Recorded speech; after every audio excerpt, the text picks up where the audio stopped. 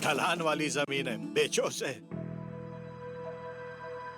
भरोसा रखिए, घर मजबूत ही बनेगा। तुमने सिर्फ अल्ट्राटेक ही चुना, ऐसा क्यों? ताऊ जी, घर जिंदगी में एक ही बार बनता है। मान गए बेटा। घर एक मौका एक, इसलिए सीमेंट भी देश का number 1 UltraTech. Epic online action game war thunder download करें और धांसू युद्ध के साथ अपना दिन बनाएं। ये सिर्फ एक गेम नहीं है।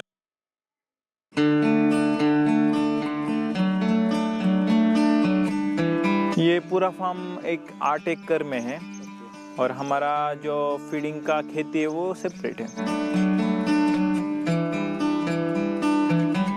TMR बेसिकली हमारा 3 टन्स का TMR है डिलावल कंपनी का, जिसकी price around 70 to 80 lakh rupees है। यानी कि आपका पूरा सिस्टम ऑटोमेटिक हाँ। है, जिससे आपको 1000 गायों की फीडिंग में सिर्फ 2 घंटे का टाइम। हाँ, बस 2 घंटे का और 4 वर्कर्स। 6x6 का हमारा मिल्किंग पार्लर है, तो एक टाइम 12 काऊ की मिल्किंग हो जाती है। किसान भाइयों, आज का वीडियो काफ़ी इंटरेस्टिंग होने वाला है, तो इस वीडियो को पूरा जरूर देखिएगा, क्योंकि आज के इस वीडियो में मैं आपको बता रहा हूं 1000 गायों का फुल ऑटोमेटिक डेयरी फार्म। इस 1000 गायों के डेयरी फार्म में मात्र 14 से 15 लेबर लगती है।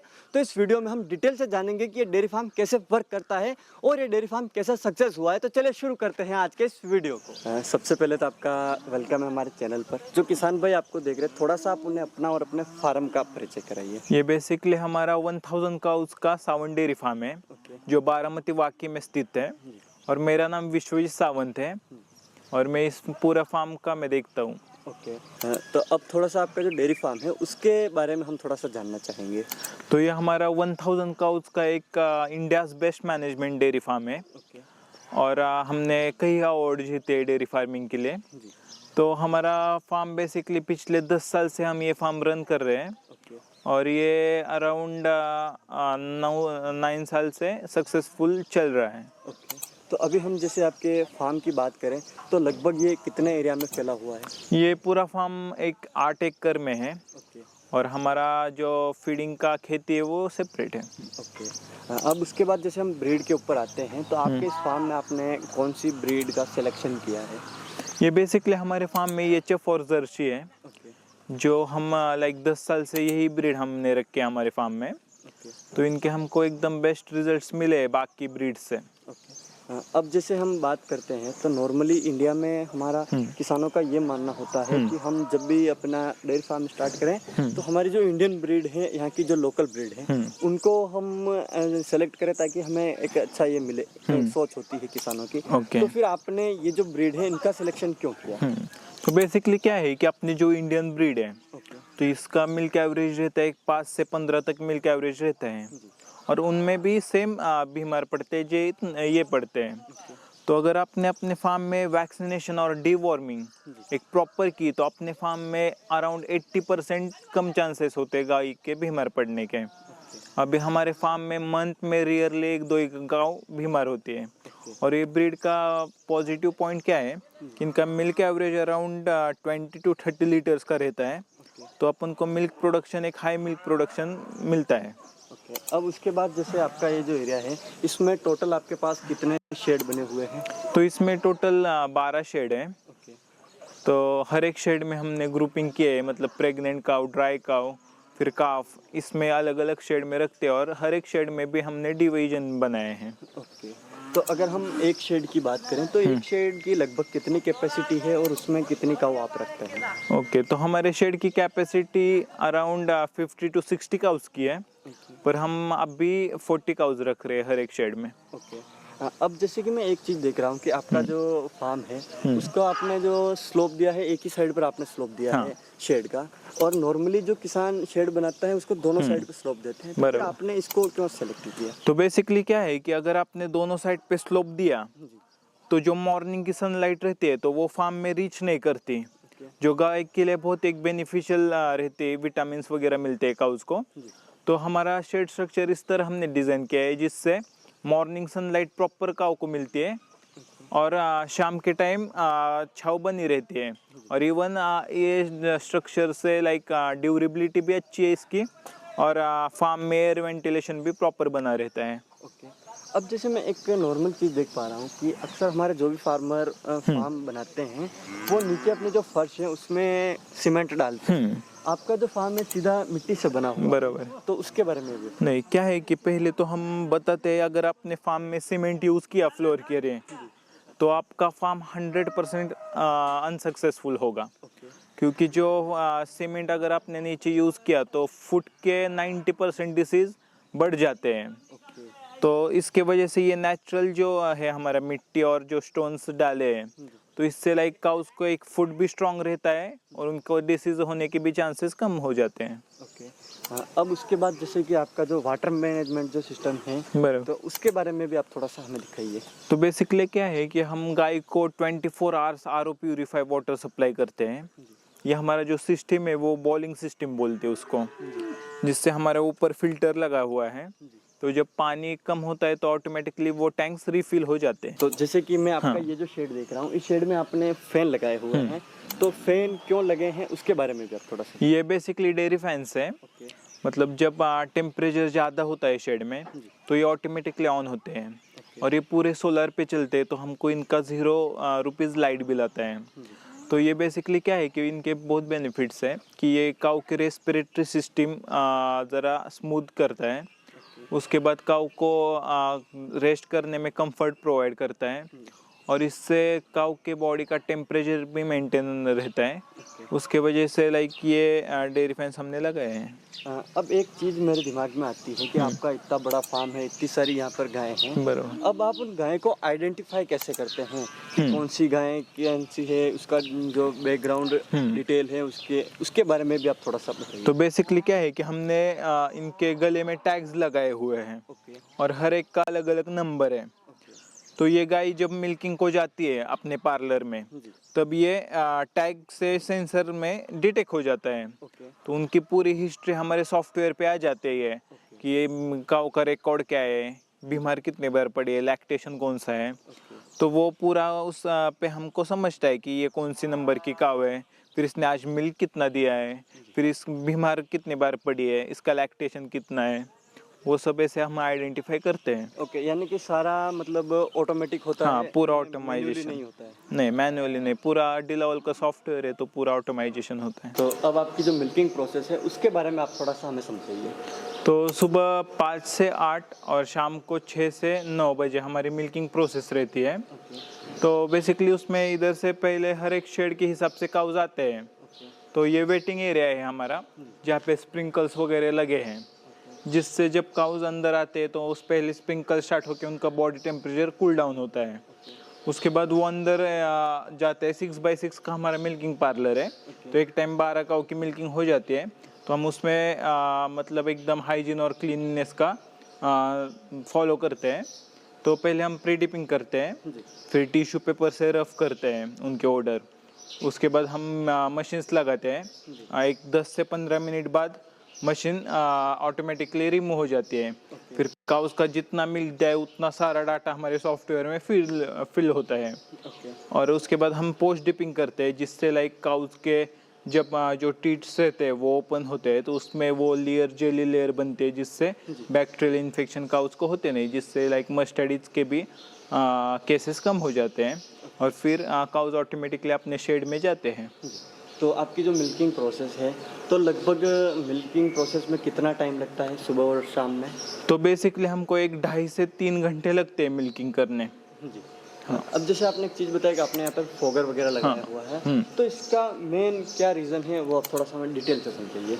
तो क्या है कि ये बेसिकली क्या होता है, काऊ जब मिल्किंग को आती है तब उनका बॉडी टेम्परेचर हीट की वजह से ज़्यादा होता है, तो वो ट्रेस में उतना मिल्क देती नहीं है। जब आपने ये शावर्स वगैरह लगाए तो उनका बॉडी टेम्परेचर कम होता है, उनको एक कंफर्ट मिल जाती है। कंफर्ट मिलने की वजह से वो मिल्क भी थोड़ा जितना वो देने वाली उससे एक हाफ या 1 लीटर ज़्यादा मिल्क दे पाती है। तो जब आपकी मिल्किंग कंप्लीट हो जाती है तो फिर उसके बाद मिल्क कहाँ जाता है उसकी थोड़ी भी आपको।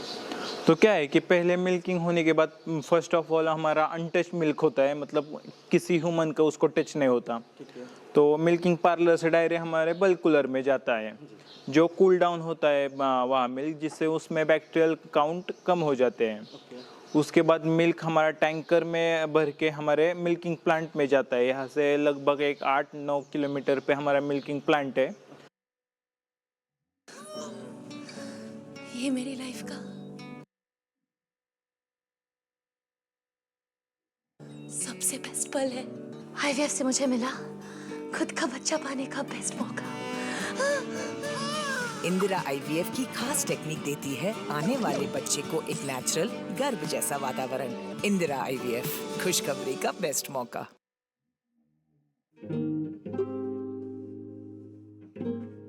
Alta wanted a hotel with an ocean view. Then he found a vacation rental with an ocean front yard. Easily find your stay. Expedia. Book now.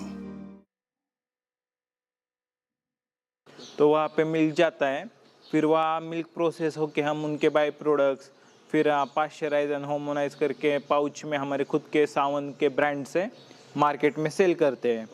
और हमारा milk like India's best 100% pure milk है। हमने अभी उसके लिए like awards वगैरह जीते हमारे मिल्क के लिए।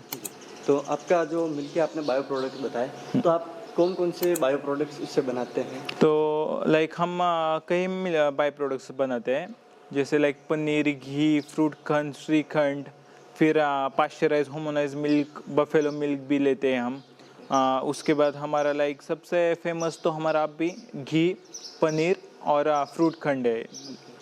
तो जैसे आप जो मिल्क सेल करते हैं, जो मिल्क किस रेट में आपका मार्केट में सेल होता है? तो बेसिकली हमारा जो बॉटल पैक है, तो हमारा लाइक क्वालिटी मिल्क और इंडिया का 100% प्योर मिल्क होने की वजह से हमारा 80 रुपीज़ लीटर मिल्क मार्केट में जाता है बॉटल में, और पाउच में अराउंड 40 to 45 रुपीज़ लीटर जाता है। अब जैसे हम आपके फीड मैनेजमेंट के बारे में जानना चाहेंगे, तो उसमें हम ये जानना चाहेंगे सबसे पहले कि आपका जो ग्रीन फॉडर है, इतना बड़ा आपका फार्म है, तो ग्रीन फॉडर का आप मैनेजमेंट कैसे करते हैं?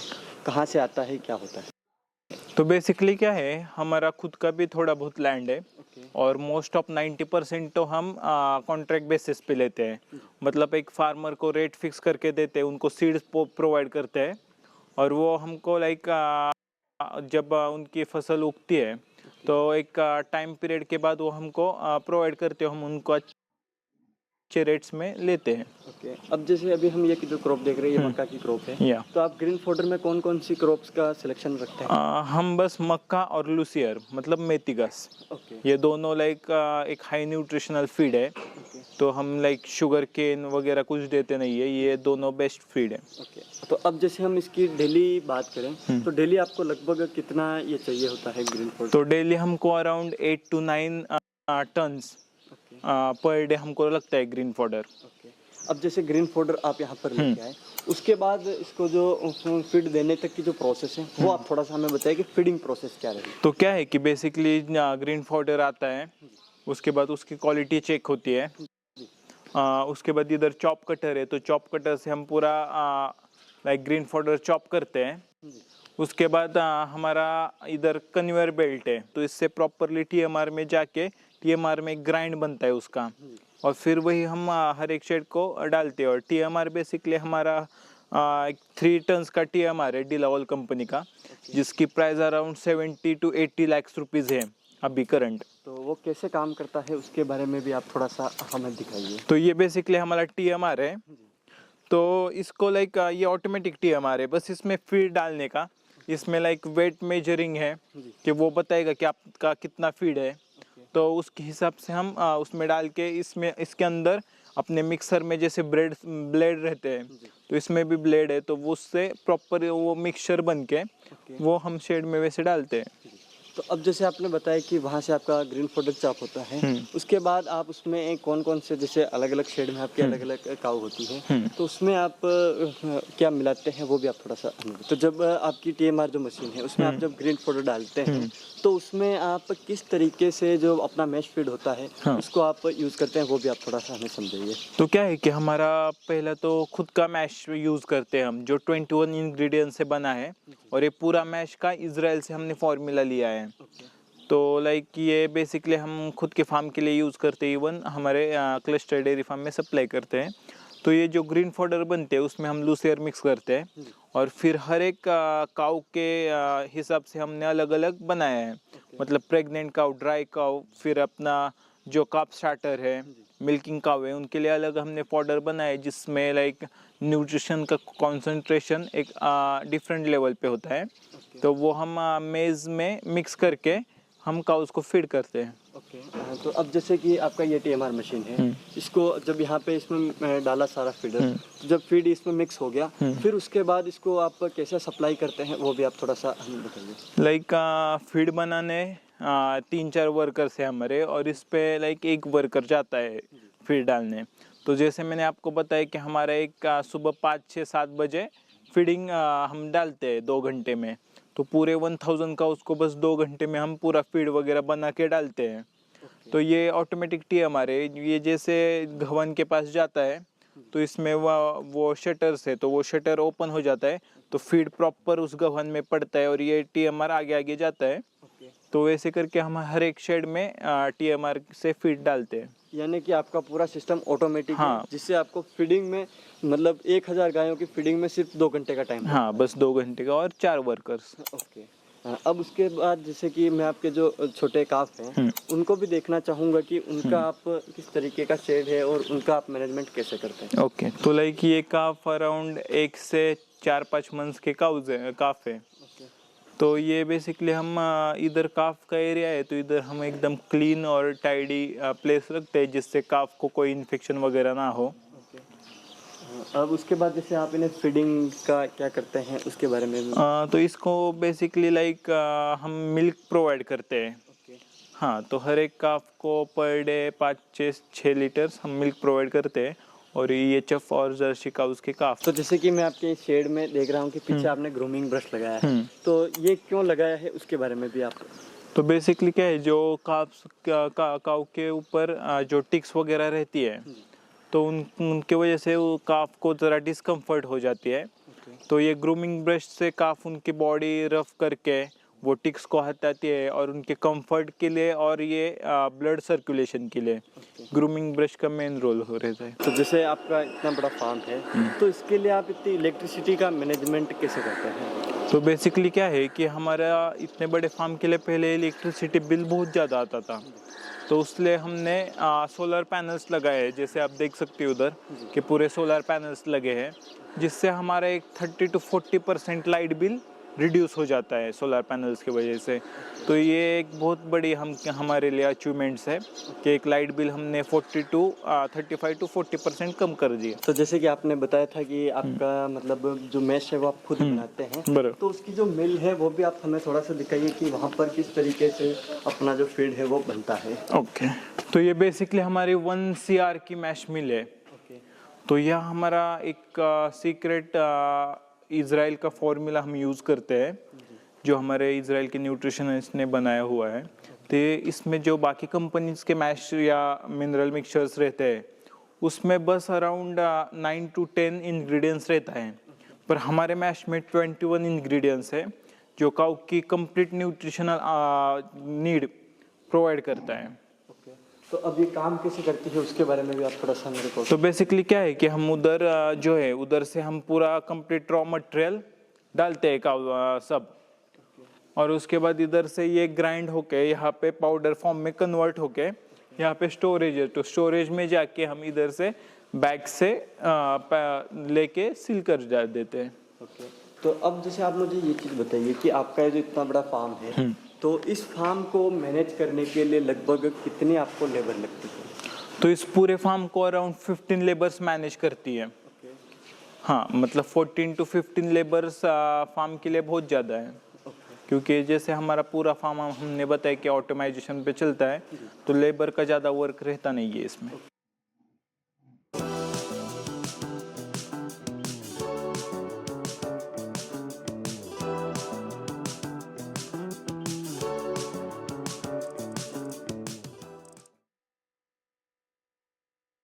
टिंग टिंग, अम्मा मैसेज मैसेज। मैं आपके मौसा के चाचा का नाती का पोता, शादी का कार्ड मैसेज में भेजा है, डाउनलोड करिए और आशीर्वाद दीजिए। मैं तो आपको जानती भी नहीं, फिर भी शादी का कार्ड खोलूं? मैं मूर्ख नहीं हूँ। क्या बात है अम्मा। यूपीआई कहता है अगर कोई अनजान नंबर से फाइल या लिंक भेजे तो क्लिक मत करो और कहो मैं मूर्ख नहीं।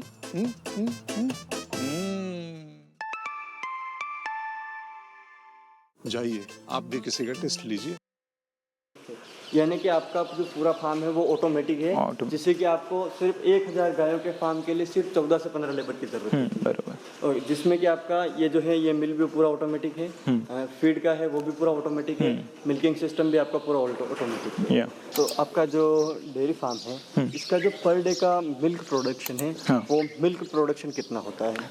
तो बेसिकली क्या है कि हमारे फार्म का मिल्क एवरेज 21 का है और हमारे फार्म पे 9000 से 10,000 लीटर्स पर डे का मिल्क प्रोडक्शन है।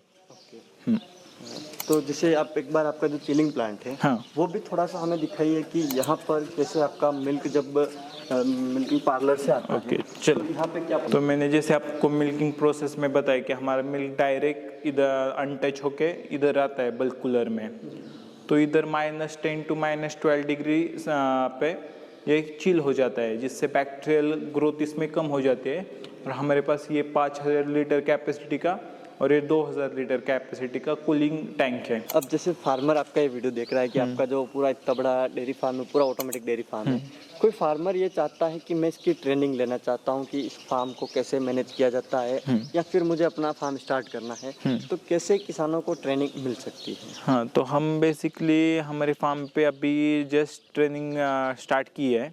मतलब बहुत से किसान हमको रिक्वेस्ट कर रहे थे कि आप ट्रेनिंग स्टार्ट कर दो, तो अपना 1000 का उसके डेयरी फार्म में हमने ट्रेनिंग वगैरह स्टार्ट की है। तो अगर किसी को ज्वाइन करना हो तो वो ज्वाइन कर सकते हैं। तो सर आपने जो आपके डेयरी फार्म की जानकारी हमारे किसान भाइयों को दी उसके लिए आपका बहुत बहुत धन्यवाद। नमस्ते। तो किसान भाइयों आपने देखा कि किस तरीके से सर का जो डेयरी फार्म है पूरा ऑटोमेटिक तरीके से चलता है और 1000 गायों का जो डेयरी फार्म है उसमें सिर्फ 14 से 15 लेबर चाहिए होती है और इस पूरे डेयरी फार्म को सक्सेसफुली रन कर रहे हैं। तो उम्मीद है कि आपको हमारा आज का वीडियो पसंद आया होगा। अगर ये वीडियो पसंद आया तो इस वीडियो को लाइक करें, साथ ही दूसरे किसान भाई तक इस वीडियो को शेयर जरूर करें। मिलूंगा इसी प्रकार की एक और इंटरेस्टिंग जानकारी के साथ अगले वीडियो में, तब तक के लिए धन्यवाद। 7000 रुपए के समथिंग का एक दिन का दूध बेच रहे हैं। 7000 का दिन का दूध आपका जाता है तो लगभग 2,10,000 के आसपास का आपका महीने का दूध हो जाता है। मेरा जो शेड है ये 50 बाय 50 के एरिया में है टोटल। इसमें मेरे पास 15 गाय है। डेली का 200 लीटर का प्रोडक्शन है। अभी की जब से मैंने ये हैंडलॉक के यूज करा है मेरे को मतलब 100 में से 10% मास्टाइटिस के केस नजर आए होंगे। 10%। ये गलती नहीं की जो लोग करते हैं, जैसे मैंने एक साथ 10 गाय नहीं लेके आया। हमने मतलब फुल्ली ऑटोमेटिक फार्म बनाया था। मतलब एचएफ गाय है तो दूध तो ज्यादा देती लेकिन इनमें बीमारियां भी ज्यादा है। कभी डेयरी कर रहे हो तो डॉक्टर खुद को ही बनना पड़ेगा, नहीं तो आप ये मानो कि डॉक्टर को पैसे दे दे के बर्बाद हो जाए। नहीं, आपको गाय को 50% तो खिलाना ही पड़ेगा जब भी आपकी डेयरी रन होगी। खर्चा समथिंग ये मानो 3,3500 बैठ रहा है। मार्केट रेट अभी वर्तमान कंडीशन में 38 रुपए लीटर जा रहा है। तो महीने के 1 लाख रुपए नेट प्रॉफिट अर्न हो जाता। किसान भाइयों आज हम पहुंचे हैं मध्य प्रदेश में एक ऐसे युवा डेयरी फार्मर के पास जो कि पिछले 3 सालों से अपने डेयरी फार्म को सक्सेसफुली चला रहे हैं। उनके डेयरी फार्म में मात्र 15 गाय हैं, लेकिन इससे वे प्रतिदिन 200 लीटर दूध का उत्पादन करते हैं, जिससे बेचकर उनको महीने की 2 लाख की कमाई होती है और 1 लाख रुपए का नेट प्रॉफिट भी होता है। तो हम उनसे जानते हैं कि किस तरीके से वो पिछले 3 सालों से अपने डेयरी फार्म को सक्सेसफुली चला रहे हैं और कैसे आप अपने डेयरी फार्म को सक्सेसफुली चला सकते हैं। चलिए शुरू करते हैं आज के इस वीडियो को। नमस्ते सर। नमस्कार। सबसे पहले तो आपका वेलकम है हमारे चैनल में। और हमारे जो किसान भाई आपको देख रहे हैं, थोड़ा सा अपना और अपने फार्म का परिचय कराइए। मेरा नाम है Pradeep Pawar ji. I studied the 10 most powerful empires over the last 500 years, and the last 3 reserve currencies it took me through the rise and decline of the Dutch Empire and the guilder, the British Empire and the pound, the rise and early decline in the United States Empire and the dollar, and the decline and rise of the Chinese Empire and its currencies, as well as the rise and decline of the Spanish, German, French, Indian, Japanese, Russian, and Ottoman empires, along with their significant conflicts, as measured in this chart. To understand China's patterns better, I also studied the rise and fall of Chinese dynasties and their monies back to the year 600. Because looking at all these measures at once can be confusing, I'll focus on the four most important ones: the Dutch, British, US, and Chinese. You'll quickly notice the pattern. Now let's simplify the form a bit. As you can see, they transpired in overlapping cycles that lasted about 250 years, with 10 to 20-year transition periods between them. Typically, these transitions have been periods of great conflict because leading powers don't decline without a fight. So how am I measuring an empire's power? In this study, I used 8 metrics. Each country's measure of total power is derived by averaging them together. They are education, inventiveness and technology development, competitiveness in global markets, economic output, share of world trade, military strength, the power of their financial center for capital markets, and the strength of their currency as a reserve currency. Because these powers are measurable, we can see how strong each country is now, was in the past, and whether they're rising or declining. By examining the sequences from many countries, we can see how a typical cycle transpires. And because the wiggles can be confusing, we can simplify it a bit to focus on the pattern of cause-effect relationships that drive the rise and decline of a typical empire. As you can see, better education typically leads to increased innovation and technology development, and with a lag, the establishment of the currency as a reserve currency. You can also see that these forces then declined in a similar order, reinforcing each other's decline.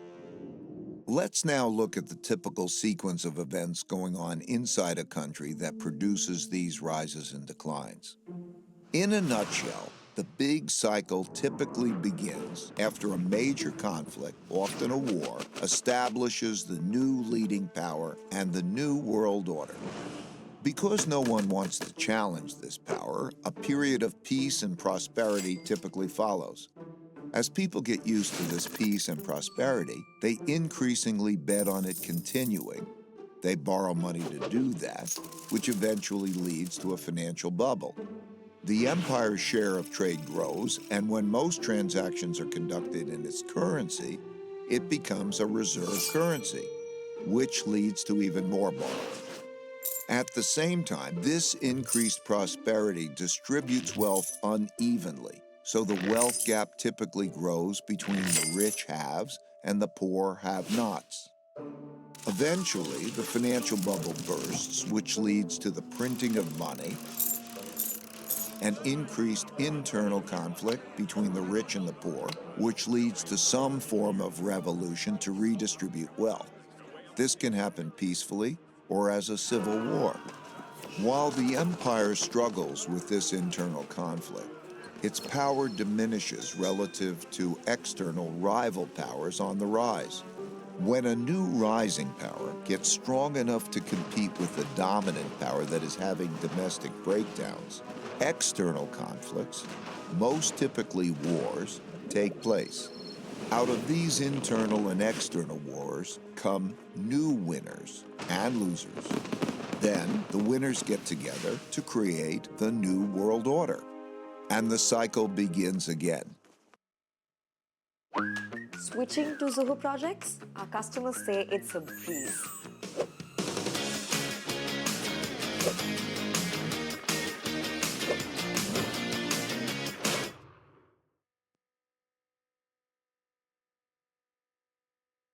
हाँ, और ये फरड़ गांव में स्थित है, गांव में village में जी मेरा डेयरी फार्म मेरे को करते हुए समथिंग 2 साल हो चुके हैं। जी तो अब आप थोड़ा सा अपना बैकग्राउंड बताइए कि जैसे आप डेयरी फार्मिंग में आए, इससे पहले आप क्या करते थे और उसकी शुरुआत कैसे की?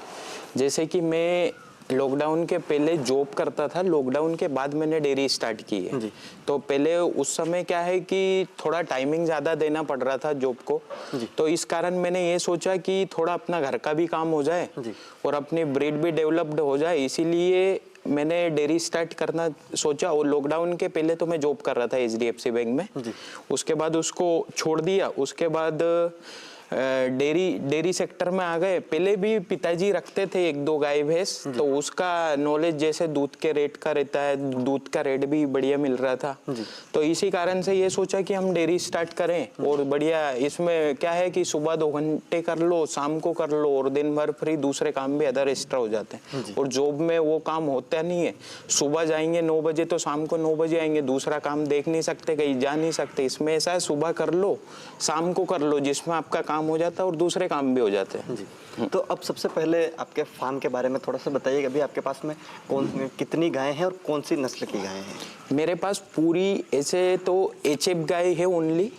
हाँ, HF पे ही काम करता हूँ मैं, क्योंकि HF गाय का ये देखा है मैंने कि ये लॉन्ग समय दूध देती है और इनके दूध का ये भी है कि इसमें SNF भी अच्छा आता है। जिसके बाद हमारे इधर HF गाय का ब्रीडिंग का काम अभी स्टार्ट ही किया है हमने, और इसमें पहले हम पंजाब से भी गाय लाए थे, वही गाय से हम ब्रीडिंग भी कर रहे हैं, बछिया भी तैयार कर रहे हैं। इसीलिए हमने इस ब्रीड का डेवलप किया है कि हमें आगे गाय भी नहीं खरीदना पड़े, और जिसके बाद जैसे हमारी बछिया भी तैयार हो रही है, खुद की होम ब्रीड भी तैयार कर रहे हैं। तो टोटल अभी कितनी गाय हैं आपके पास में और स्टार्टिंग कितने से की थी?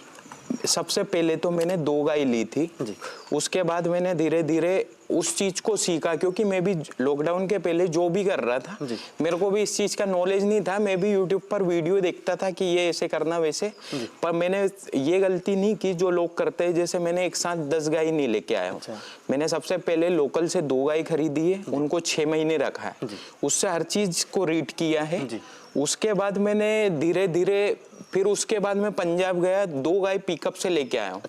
मतलब स्टेज बाई स्टेज काम किया, मतलब एक साथ वो गलती नहीं करी है कि जो मेरे को लॉस उठाना पड़ा। मतलब पहले हर चीज को सीखा, उसके बाद ही उसको आगे धीरे धीरे रन किया है। और ये फार्म भी अभी डेवलप किया है, इसके पहले मेरे पास छोटा फार्म था 10 गायों का, लेकिन जब नॉलेज हो गया उसके बाद मैंने फार्म बनाना सही समझा कि अब बनाया जाए फार्म की, जिससे अपनी होम ब्रीडिंग तैयार हो जाए। तो सर अब एक चीज जैसे आती है, आपने बताया कि आपने ये गलती नहीं की कि 10 गाय एक साथ में लाए। सबसे मेन चीज होती है कि गाय का सिलेक्शन करना। जैसे कोई फार्मर पहली बार फार्म पे अपना स्टार्ट कर रहा है, पहली बार कोई गाय लेके आ रहा है, तो वो गाय का सिलेक्शन कैसे करे, आपने कैसे सिलेक्शन किया, वो थोड़ा सा आप मेरे को देखो। गाय का ऐसा है, वो तो आपको गाय की पहचान करना याद होना चाहिए और आपको थोड़ा सा ब्रीड का नॉलेज होना चाहिए। मतलब गाय ब्रीड की रहेगी, एक तो आर्डर से भी रहता है, एक चमड़ी से भी रहता है कि गाय के अंदर मोटा चमड़ा तो नहीं है, नहीं तो वो गाय भी दूध नहीं देती। मतलब चमड़ी गाय की स्लिम होना चाहिए और ब्रीडिंग का ये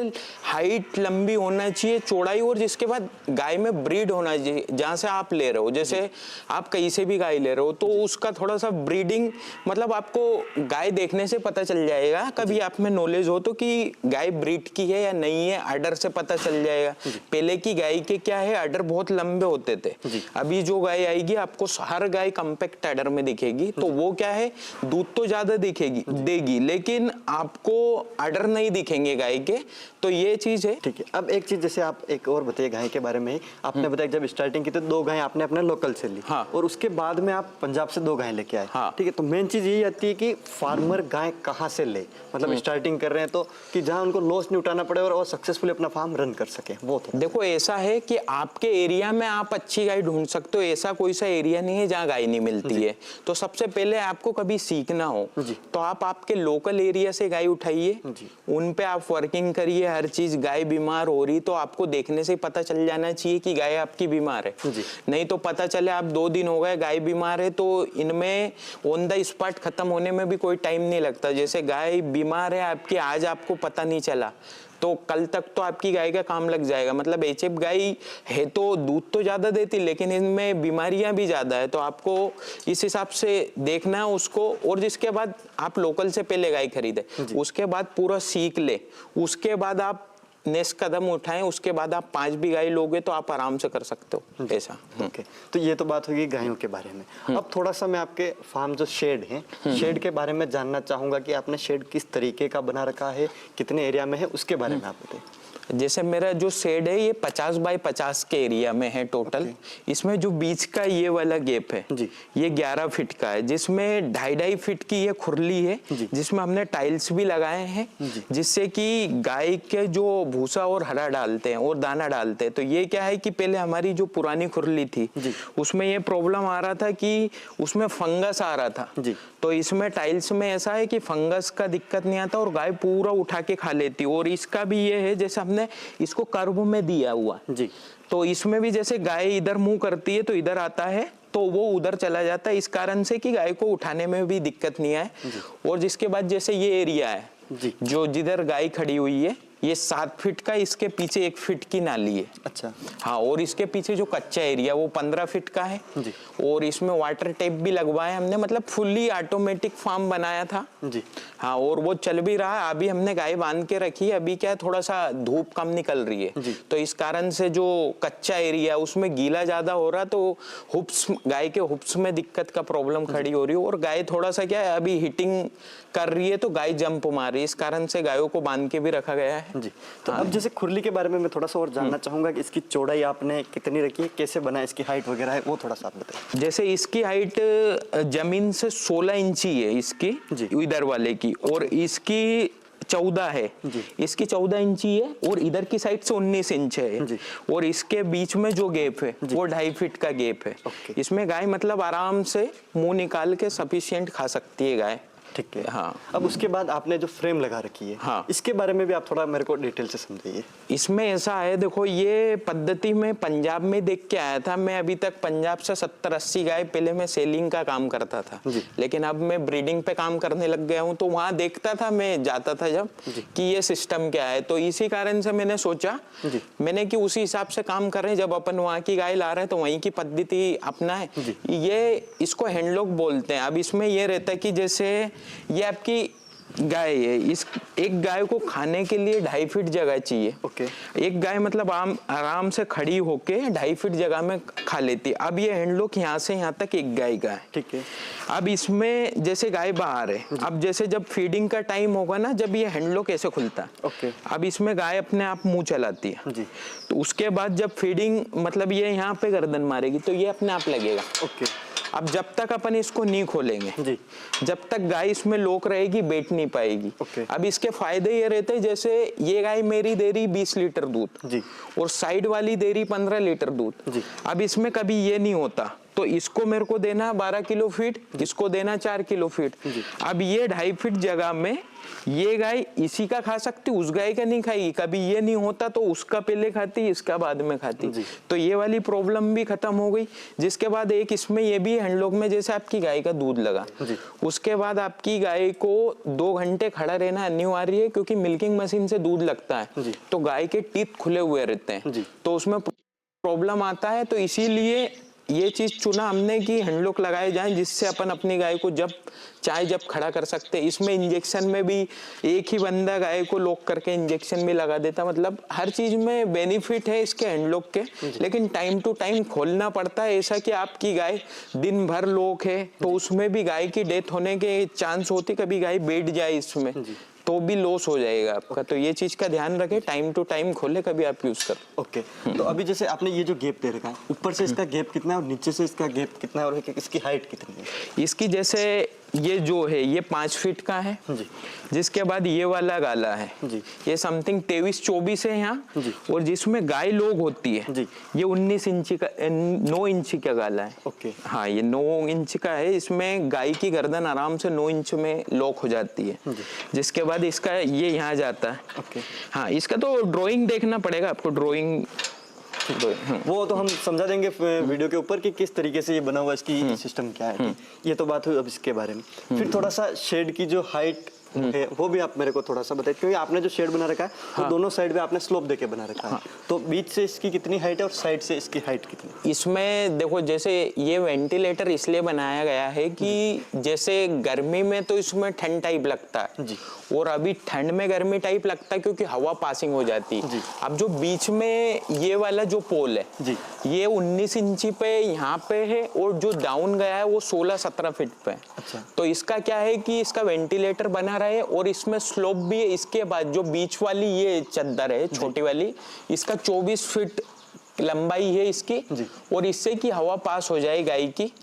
हाँ, तो 19 फीट की तो ये हाइट हो गई। हाँ, और 17 फीट की 2 फीट का आपने डाल दे रखा है। हाँ, 2 फीट का कि पानी आराम से निकल जाए। और ऊपर जो है वो 24 फीट का आपने वेंटिलेशन दे रखा है, ठीक है, कि एयर पास हो जाए। तो जैसे एयर पास के लिए आपने बताया, तो वो थोड़ा सा आप मेरे को और डिटेल से समझाइए कि क्यों ये वेंटिलेशन का जरूरी है और इसको ही क्यों मतलब बनाना चाहिए। इसमें ऐसा है, देखो जैसे इनका जो गोबर रहता है और मूत्र रहता है, इससे क्या है कि हीलियम और लिथियम गैस निकलती है, तो उससे क्या रहता है कि वो गर्मी बहुत तेज करती है, तो उसको मतलब हवा के द्वारा निकलना चाहिए। जैसे अभी अपन सेट को पूरा पैक कर दे तो इसमें ठंड में ठंड भी लगती और गर्मी में गर्मी भी लगती, हवा पास होना बहुत जरूरी है। जैसे हमने उधर भी लगाया तो उधर भी उसमें भी हवा पासिंग के लिए लगाया, क्योंकि चारों साइड से सेट खुला होना जरूरी है, क्योंकि एचएफ गाय को गर्मी में बहुत दिक्कत आती, बारिश भी चलेगा ठंड भी चलेगा, लेकिन आप गर्मी से नहीं बचा सकते हो इनको, क्योंकि इनमें थोड़ा हपने की दिक्कत आती है। तो उस हिसाब से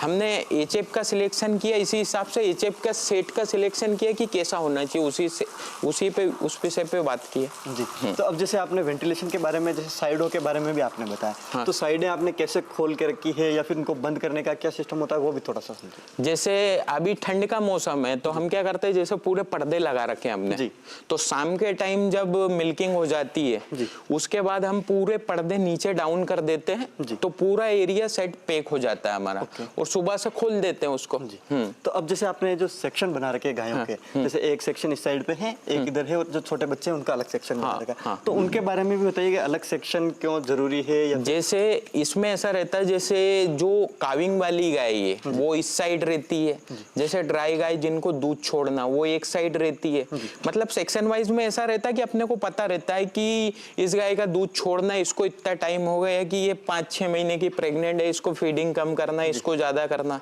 इस हिसाब से सेक्शन बनाए हुए हैं। वो बछिया का डिपार्टमेंट अलग ही है, इनको यही दूध पिलाते, कोई इनकी माँ के पास नहीं ले जाते। हाँ, तो यहीं पे उनको जो मिल्किंग होती है वो अलग ही मिल्किंग होती है, उनको गाय के पास जाने की जरूरत। हाँ, मतलब दूध उनकी माँ का ही पिलाएंगे, लेकिन बोतल से पिलाएंगे, मतलब माँ के पास नहीं लाते। ठीक है।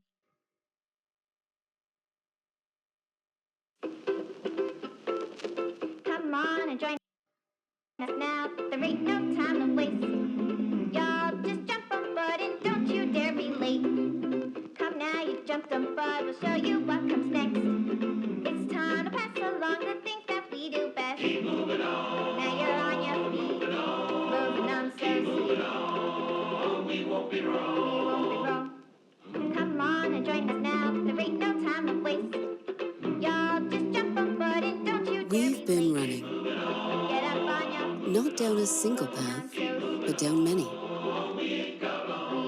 And we're not alone. Around the world, people are joining in as we move toward reducing our carbon footprint, redefining mobility and beyond. All for a beautiful planet we can be proud to pass on.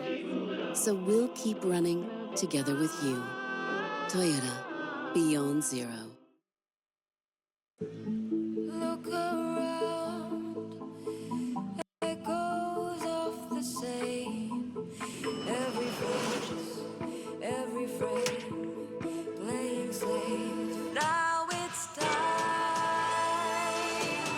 to stop blending in. Let the world lead in. Introducing Motorola Signature. Don't blend in, stand out. Hello, Moto. ठीक है। हाँ। तो अब जैसे उसके बाद में आप मेरे को थोड़ा सा ये बताइएगा, आपका जो डेली का जो शेड्यूल होता है, डेली का शेड्यूल क्या होता है, वो सुबह से लेकर शाम तक का, वो थोड़ा सा मैं जानना चाहूँगा। जैसे सुबह के समय में ऐसा रहता है कि जैसे हम 6:30 बजे का टाइमिंग है हमारा डेयरी में आने का।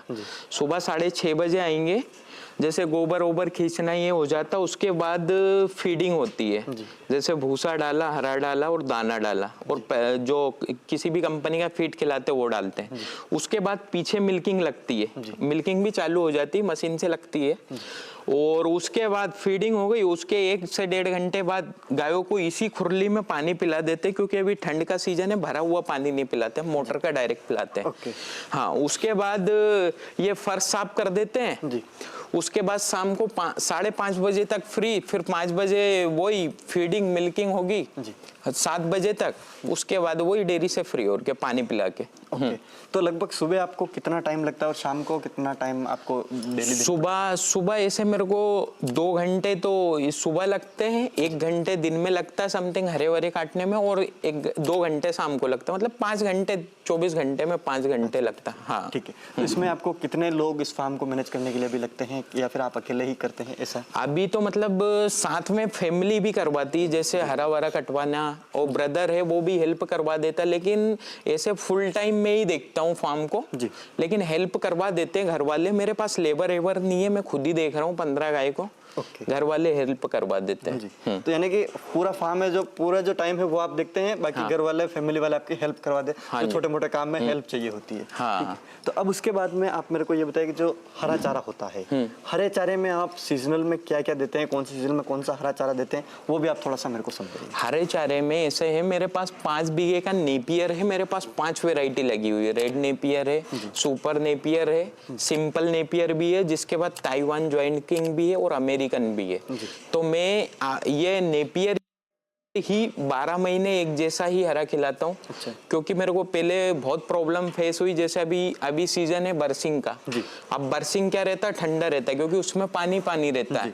तो गाय को ज्यादा बरसिंग भी खिला दे, कम भी खिलाएं तो निमोनिया की, क्योंकि ऐसे ही ठंड है और गाय के अंदर सीध बनती है, तो इसीलिए हमने नेपियर का चुनाव किया। हमने 5 बीघे का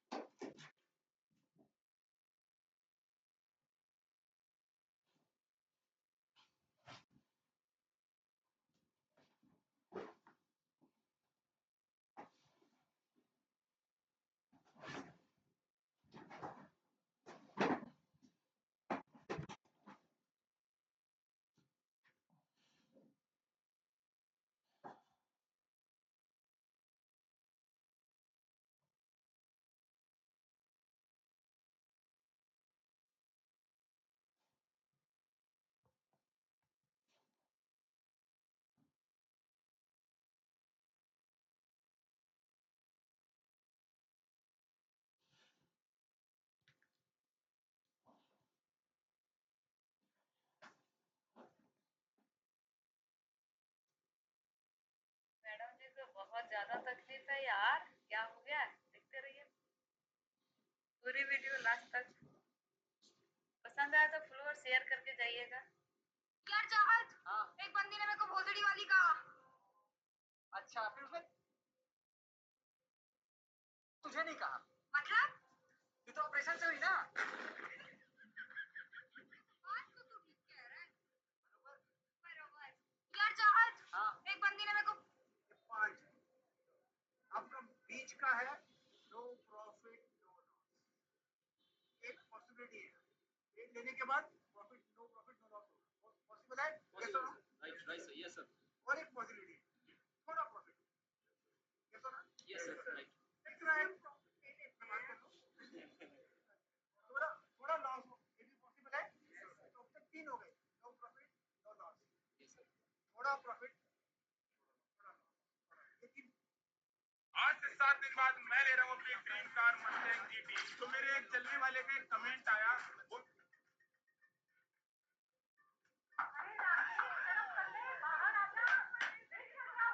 शायद कुछ सीरियस है। आराम से क्या हो गया? क्या हो गया? छोड़ के क्यों चली गई? चोट लगी है, कहीं नहीं गई है माँ। एम्बुलेंस का पता कर। तू एक काम कर, अंदर जा, कुंडी बंद कर ले और दिखा दे सूरती ने। भाई तुम ये रूम भी अच्छा है नहीं? हाँ प्रीमियम रूम है। तो यही कर ले। क्या कर ले? ओ कैसे? वो होश में थोड़ा ना है। हमारी फर्स्ट नाइट है, लाइफ टाइम का एक्सपीरियंस हो जाएगा। रियली? तुमने अपने इंजीनियरिंग कॉलेज में बहुत सारी पॉर्न देखी है।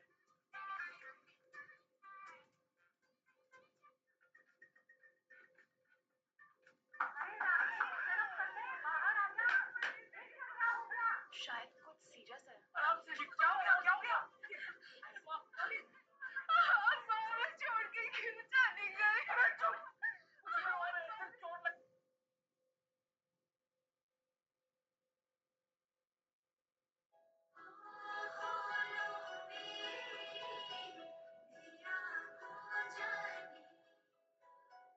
दही की ये रेसिपी बहुत ही ज्यादा कंफर्टिंग एंड बहुत ज्यादा लाजवाब होने वाली है। सबसे पहले एक पैन के अंदर देसी घी ऐड करो, उसके अंदर जीरा राई डालो और बारीक कटी मिर्ची और बारीक कटा हुआ लहसुन और बारीक बारीक कटी हुई प्याज डालो। इनको अच्छी तरह से 90% तक कुक कर लो। उसके बाद में इसमें हल्दी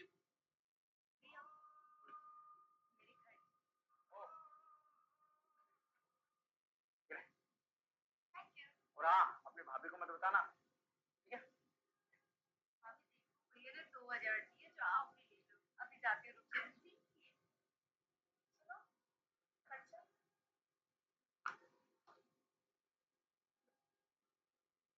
सुनो खर्चा पैसे बट रहे आज। हाँ पापा जी। हाँ तो भाई हमारे भी तो खर्चे हैं। लो पापा जी। इतने नहीं चाहिए, मुझे तो चाहिए सिर्फ। ठीक है थैंक यू बॉस। भाई सही है अपना घर। ये वो लोग क्या? हाँ बाकी के 2 रूम, 2 रूम सर ठीक से। तो भाई कितने के रूम है? 10 बाई 10 के। हाँ होना भाई ये बैंक से। वो क्यों? वो गुड़िया की शादी के लिए 10 लाख का लोन ले रहा हूँ सर। इधर बोले हैं ये होल कितने बाई से 10 by 15। Thank you very much. मन कुछ सेफ्टी की बात करनी थी। पापा जी गुड़िया की शादी के लिए पैसे चाहिए। Thank you for coming. हाँ हो जाएगा हो जाएगा। पापा जी दहेज भी देना है। हाँ ठीक है थैंक यू थैंक यू। पापा जी पैसे का अरेंजमेंट कहाँ से करेंगे अपन? मेरी बात तो सुनो। अरे कोई तो मेरी बात सुनो।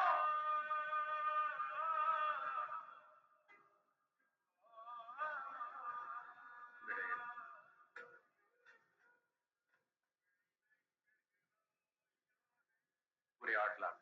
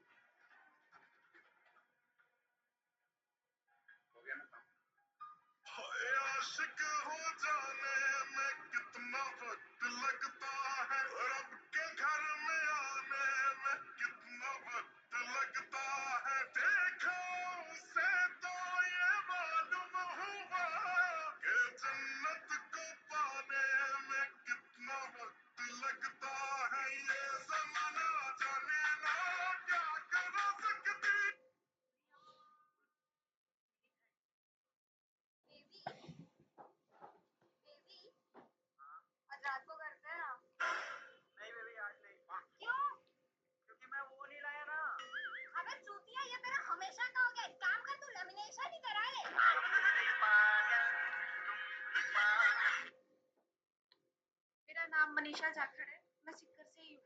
मैंने सर का वीडियो देखा था यूट्यूब पे कि 7 तारीख से इससे क्लास चालू हो रही है, तो उसमें वो वीडियो देख के ही मैं क्लास में आई थी।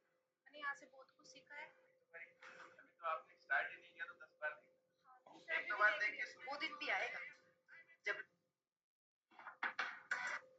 गरीबों के नाम का विधवा विलाप करने वाले रात को जगते रहते हो, कोई फ्रेंड चाहिए? कोई बात नहीं, फ्रेंड ऐप पे कोई ना कोई मिल जाता है जिनके साथ आप ऑडियो और वीडियो कॉल दोनों कर सको। एक गर्ल बेस्ट फ्रेंड जो आपकी सी सुने, तो आज रात को एक फ्रेंड ऐप ट्राई करो, डाउनलोड नाउ।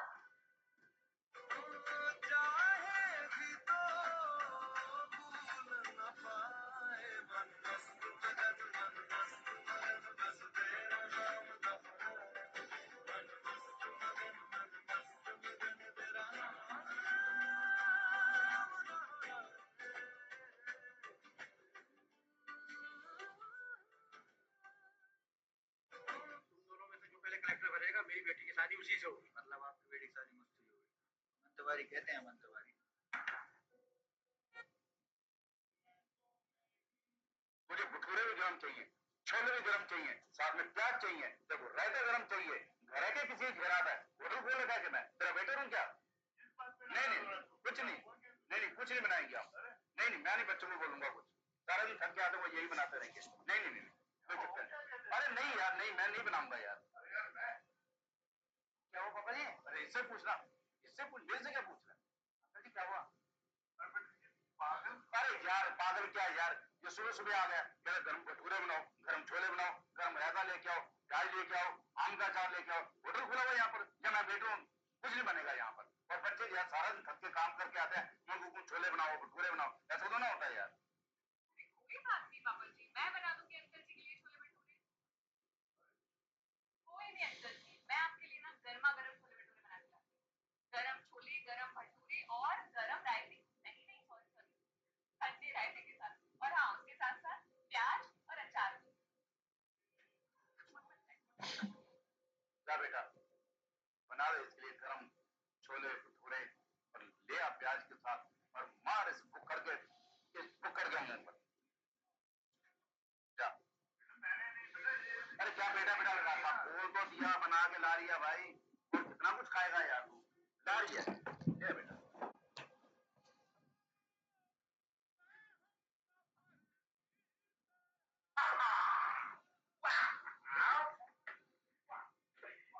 अंकल जी खाओ। पापा जी आप डायरेक्टली मुझसे कह रहे थे तो मैं आपके लिए छोले भटूरे बना देती। ये बेचारे अंकल जी के कंधे पर बंदूक रखकर चलाने की क्या जरूरत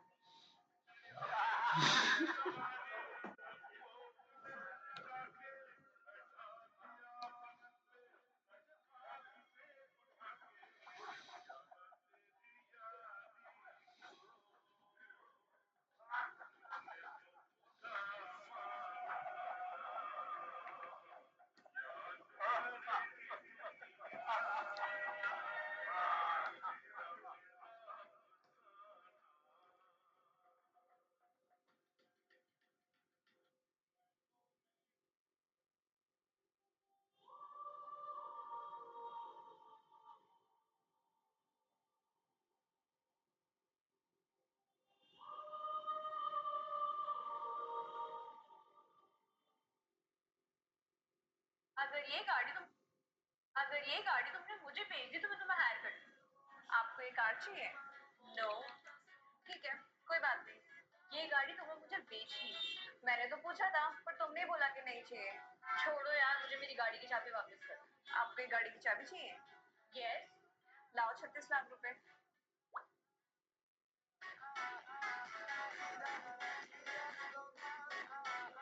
अगर ये गाड़ी तुमने मुझे भेजी तो मैं तुम्हें हायर कर दूँ।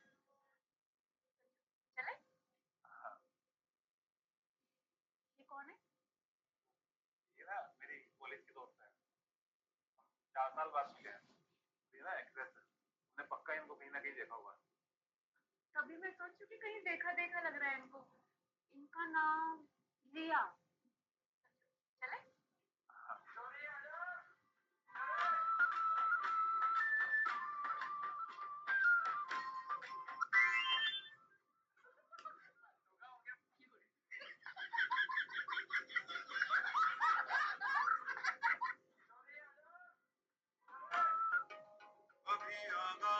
है तेरा, बहुत कुछ सीखना है, कमर कसनी अभी बाकी है, मुट्ठी भींचना है, अभी आगाज है तेरा, बहुत कुछ सीखना है। कितना लड़ती है आपको मुझसे? ठीक है, मैं एक चीज छुपा रही हूँ और अगर तुमने वो ढूंढ ली ना तो जिंदगी भर तुमसे लड़ाई नहीं करूंगी। ठीक है, छुपा। दिखाओ ना। वो कितना लड़ती है आपको मुझसे? ठीक है, मैं एक चीज छुपा रही हूँ और अगर तुमने वो ढूंढ ली ना तो जिंदगी भर तुमसे लड़ाई नहीं करूंगी। ठीक है, छुपा। यार बेबी क्या बात है, तो आज बहुत सैड लग रहा है। क्या बताऊं यार, कल बॉक्सिंग मैच में जिस बॉक्सर पे मैंने पैसे लगाए थे ना, हाँ। वो 1 मिनट में ही लेट गया। अब तुझे पता चला मुझे कैसा लगता होगा।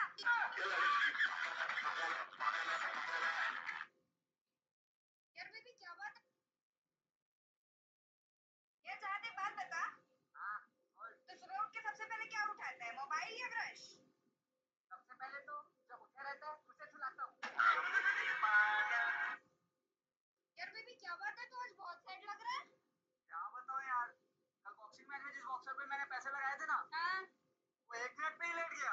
अब तुझे पता चला मुझे कैसा लग। बेबी हाँ? आज रात को घर पे आ। नहीं बेबी, आज नहीं। क्यों? क्योंकि मैं वो नहीं लाया ना। अबे चूतिया, ये तेरा हमेशा का हो गया, एक काम कर। यार शायद तूने बोला था ना केला लेने से लूज मोशन रुक जाते हैं। भैया, रुका लूज मोशन? हाँ रुका तो सही, पर जब भी मैं बाहर निकालती हूँ फिर से वापस चालू हो जाते हैं। क्या बात है, सर बहुत सैड लग रहा है।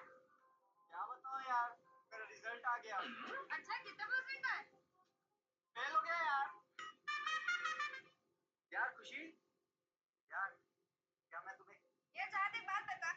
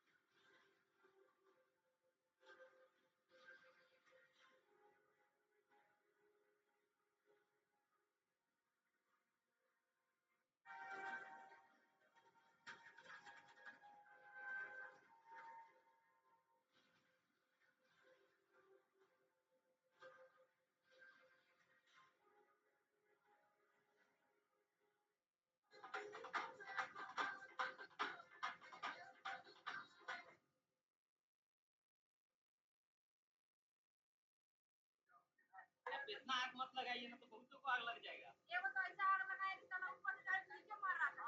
लग रहा था 2026 में ऐसा ही आग लगने वाला है। एकदम। चलो जगाई करते हैं। इतना आग मत लगाइए ना, तो बहुतों को आग लग जाएगा। ये वो तो ट्रेडिंग सबके लिए एक्स्ट्रा इनकम हो सकती है, बट एक ट्रेडर के लिए लाइफ का सबसे बड़ा टेस्ट है वो टेस्ट जहाँ हर गलत डिसीजन की अकाउंटेबिलिटी उठाने वाली सिर्फ आप और हर सही डिसीजन में ताली बजाने वाली सिर्फ आप। इसलिए लोग कुछ भी बोले, सिर्फ आप दुनिया के साथ आगे बढ़ते रहे और इसी तरीके का इसी का फलस्वरूप है और सनी देओल ने हमें चुना। पटना को नहीं चुना, मुजफ्फरपुर को नहीं चुना, सिलीगुड़ी को नहीं चुना, कलकत्ता को नहीं चुना, गुवाहाटी को नहीं चुना, पूर्वी भारत में पूर्णिया को चुना। ये हमारे लिए इतनी बड़ी उपलब्धि है, इतनी बड़ी फिल्म, 400 करोड़ की फिल्म जो शायद 1,000-2,000 करोड़ का व्यवसाय करेगी, पूरी दुनिया में चलेगी। हम गर्व से कहेंगे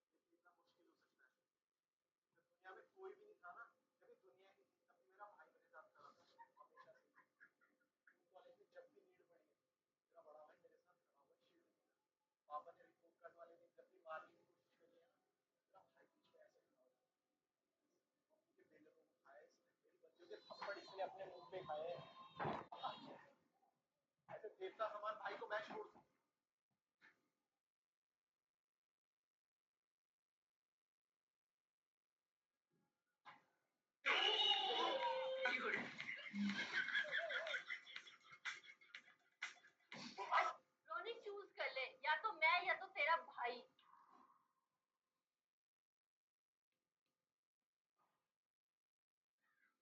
भाई हाँ बहन बोल।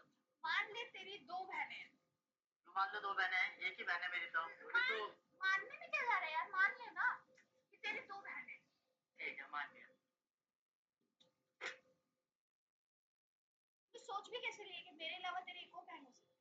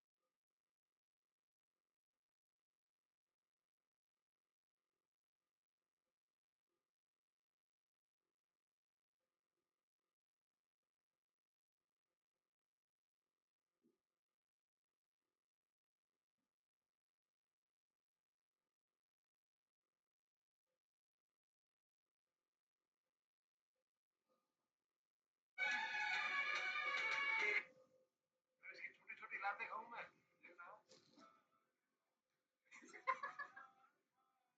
ये हमारे बंकू भैया है।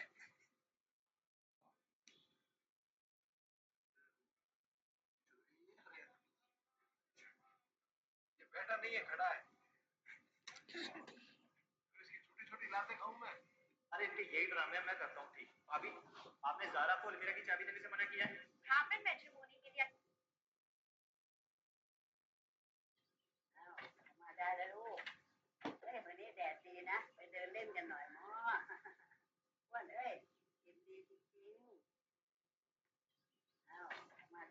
एक बात बताओ यार, ये जो माल भरा हुआ आपकी गाड़ी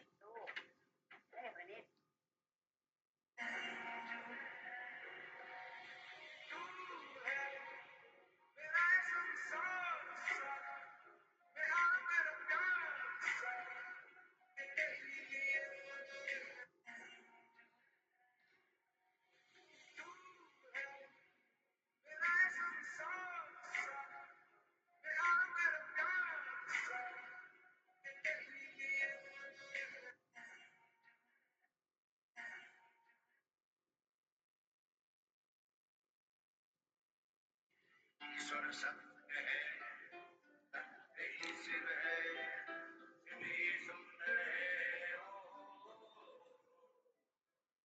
सत्यम शिवम सुंदरम। ईश्वर सत्य।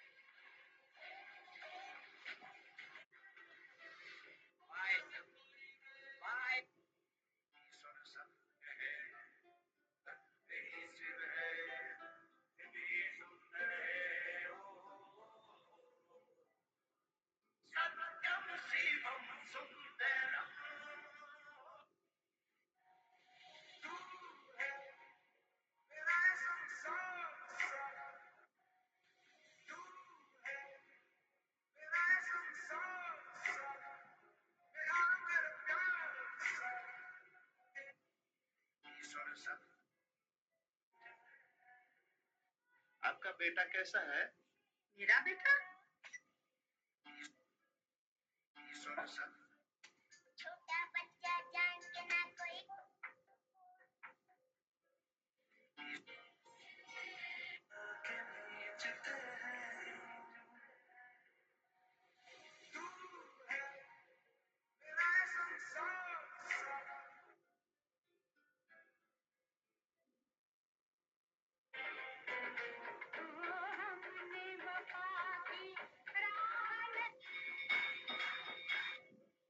ईश्वर सब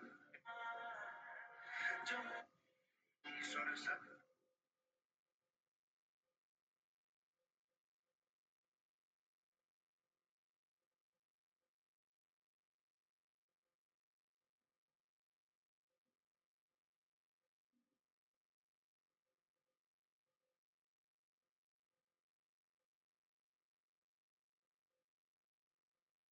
searching for you and then never finding you.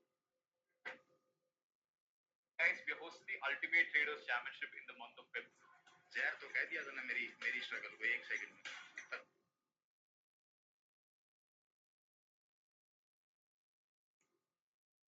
Camera जी, यार इतना टाइम तो मुझे मेकअप करने में नहीं लगता है। जब तक ये कैलिब्रेशन नहीं होगा तब तक शूटिंग नहीं होगी। अरे यार, I am the anchor Prabhu, I am ready. Focus. सुनते ना करिए।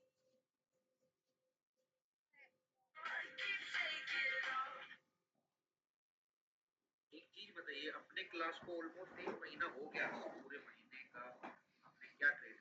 जितने भी ट्रेडर है उनके फीड में ये वीडियो आ रहा है, तो मेरी भाई बात को ध्यान से सुनो। ट्रेडिंग और ट्रैवलिंग इतना ज्यादा इंपॉर्टेंट है, मैं आपको बता देता हूँ।